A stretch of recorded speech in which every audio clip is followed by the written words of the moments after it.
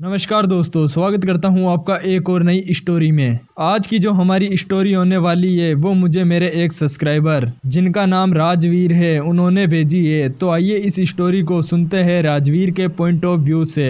लेकिन उससे पहले मेरी आपसे एक गुजारिश है, यदि आप इस स्टोरी को पूरा सुनोगे तभी आपको मज़ा आएगा और साथ ही हमारे चैनल को सब्सक्राइब करना ना भूलें।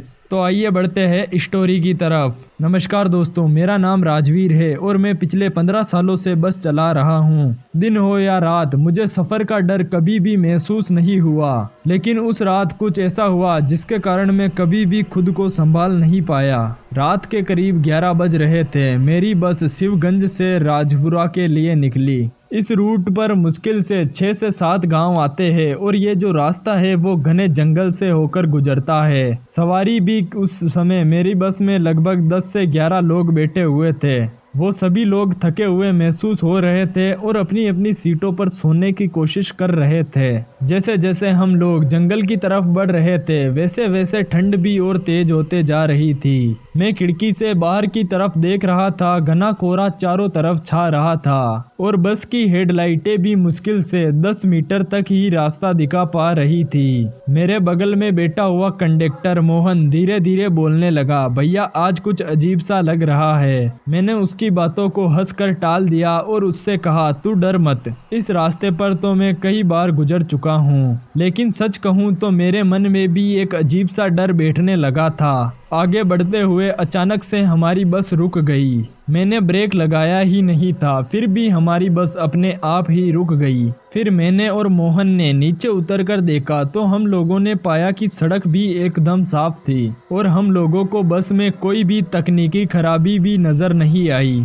तभी अचानक से मुझे पीछे से किसी महिला के रोने की आवाज़ आई। हम लोगों ने जल्दी से बस में चढ़कर देखा तो सभी यात्री सो चुके थे और डरे हुए इधर उधर देखने लगे। सभी जग गए थे। किसी को भी समझ नहीं आ रहा था कि ये आवाज़ आखिर कहाँ से आ रही है। मोहन ने खिड़की से बाहर झांका और कांपते हुए बोला, भैया मुझे बाहर कोई सफ़ेद साड़ी वाली औरत खड़ी हुई नज़र आ रही है। फिर मैंने भी बाहर झांककर देखा तो घने कोहरे के बीच में वाकई ही एक महिला खड़ी हुई थी। उसके सारे बाल बिखरे हुए थे लेकिन उसका चेहरा साफ तरीके से नजर नहीं आ रहा था। उसने हाथ को उठाया और बस को रुकने का इशारा किया। सभी सवारियों में से जो सबसे बुजुर्ग आदमी था उसने मुझसे कहा, इसको मत बैठाओ, ये इंसान नहीं एक छलावा है। लेकिन मैंने उसकी बात को इग्नोर किया और उस महिला के पास चला गया। जैसे ही मैंने उस महिला से पूछा, आपको कहाँ पर जाना है, उसने धीरे से कहा, मुझे भी रामपुर जाना है।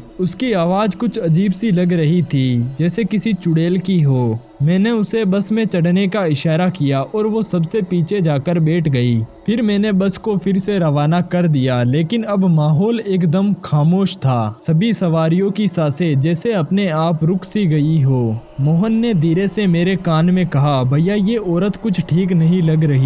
मैंने उसकी बात को इग्नोर किया और चुपचाप बस चलाने पर ध्यान देने लगा। बस कुछ ही दूर चली थी कि तभी अचानक से पीछे से किसी की हंसने की आवाजें आने लगी। मैंने अपने हेडलाइट में देखा तो वो महिला अपने आप हंस रही थी। उसका चेहरा अब साफ तरीके से नजर आ रहा था। उसकी आंखें एकदम सफेद थी और उसका चेहरा अजीब तरीके का था, जैसे उस पर चमड़ी ही ना हो। तभी बस में बैठे एक बच्चे ने डर के कारण रोना शुरू कर दिया। महिला ने धीरे से अपनी गर्दन को घुमाया और वो बच्चे को घूरने लगी। बच्चा और भी जोर जोर से रोने लगा। मैंने तुरंत बस को रोका और पीछे मुड़कर चिल्लाया, आप इस बस से यहीं पर उतर जाइए। महिला ने मुझे घूर कर देखना स्टार्ट कर दिया और फिर मुस्कुराई। उसकी मुस्कान में कुछ ऐसा था जिसे देखकर ही मेरी रीढ़ की हड्डी में खिंचाव शुरू हो गया। फिर उसने धीरे से कहा, इस जंगल में जो भी आएगा वो वापस कभी नहीं जाएगा। तभी अचानक से बस की हेडलाइटें अपने आप चालू बंद होने लगी और वो औरत पीछे से लगातार मुझे घूरे जा रही थी।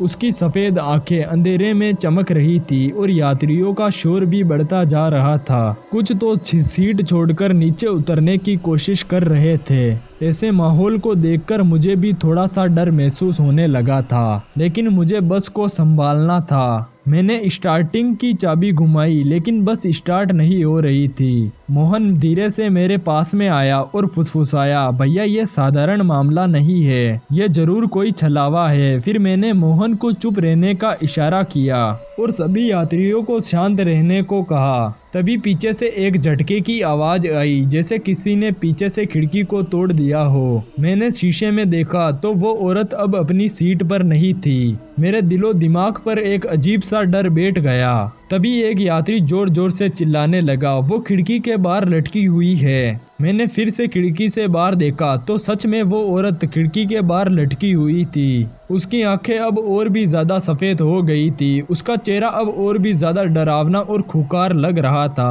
और वो बार बार बस की खिड़की पर अपना नाखून मार रही थी। बस के अंदर डर और खौफ का माहौल था। कुछ बच्चे रो रहे थे और कुछ यात्री प्रार्थना करने लगे। मैंने मोहन से कहा, कुछ भी हो हमें इस बस को स्टार्ट करना होगा कैसे भी कर। मोहन ने कंडक्टर के दरवाजे को बंद कर दिया और मेरे पास में आकर खड़ा हो गया। मैंने एक बार फिर से बस को स्टार्ट करने की कोशिश की। इस बार भगवान के आशीर्वाद से बस भी स्टार्ट हो गई। फिर मैंने पूरी ताकत के साथ एक्सीलेटर को दबाया और बस आगे बढ़ने लगी।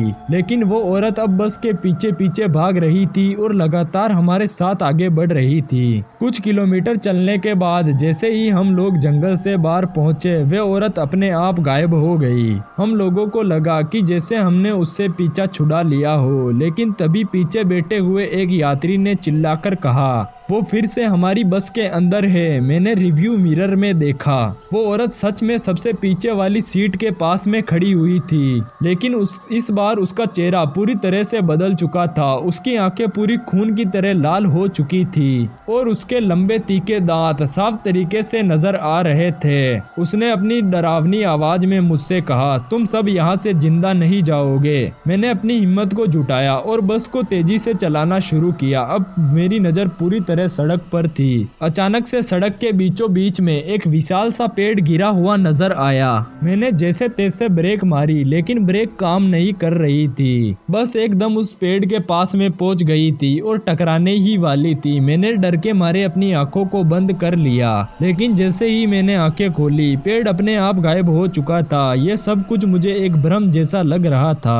बस के अंदर उस औरत की आवाज गूंज रही थी, तुम मुझे अपने साथ इस जंगल से बाहर ले चलो।